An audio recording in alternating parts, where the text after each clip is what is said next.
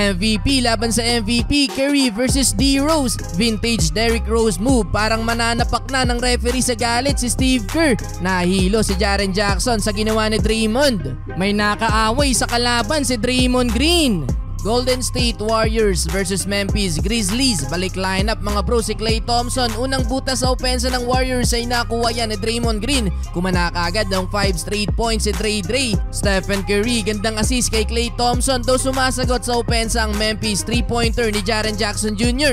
Mainit din ang bakbakan nila ni Draymond sa ilalim. Pinagbubo ng crowd si Green nang makabanggaan sa play na to si Jaren Jackson. Halfway mark, Stephen Curry from the parking lot, pero nakasagot agad ng tres ang Memphis. Curry attacking the paint, butatang inabot sa player ng Memphis, though after niya na beast mode si Steve Kerr at nanugod ng referee. Na-foul daw kasi si Steph sa ilalim mga bro at wala man lang ipinito ang officials kung saan natulak nga sa replay etong si Steph. Todo paliwanag pa sa nangyari si Curry mga bro. Under 4 minutes, ipinasok ang youngest MVP na si Derrick Rose. Vintage D. Rose move mga bro, inatake ang depensa ng rookie. Na airball nga lang ang sunod na tira sa 3. Sumasel din ang youngest MVP at nakapagtala pa ng assist kung saan naibaba din nila sa isang lead ng Warriors 24-23. Second quarter, bumawi sa 3 si Derrick Rose. Pasok na ang tira sa corner mga bro, pero nagsimula na mag-run ng Warriors led by Jonathan Kuminga na nag-take over sa second quarter. Napaka-efficient ng shooting ni JK, back-to-back pull-up jumper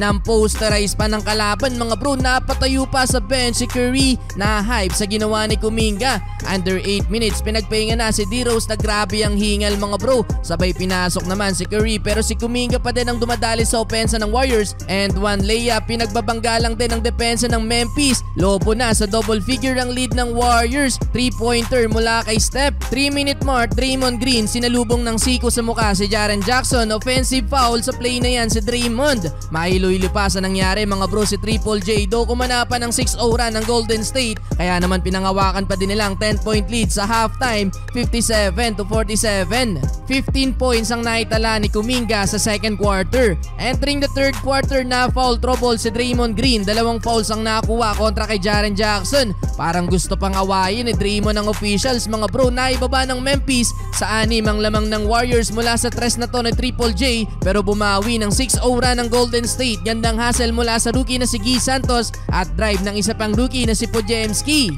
Klay Thompson 5 straight points. Balik ulit sa double figure ang lamang ng Warriors. Under 5 minutes, ipinasok si Derrick Rose. Nakakapagdala ng floater dyan ng youngest MVP, pero nabuli siya sa ilalim ni Kevon Looney. Wala nang nagawa si Derrick Rose mga bro. Bumawi na lang ng isa pang drive sa ilalim. Total of 9 points na off the bench para kay Derrick Rose, pero lamang ng 12 points ang Golden State, 85-73. Well, fourth quarter, mainit si Klay Thompson para sa Warriors. Kontrolado pa din nila ang lead mga bro na umabot sa 13 points. Sumagot ng driving floater ang former MVP, may kasama pang foul. Halfway mark ng quarter, na physical ng player ng Memphis. Etong si Draymond Green mga bro. Sa gigil, kumana ng back-to-back basket si Draymond na may kasama pang sigaw.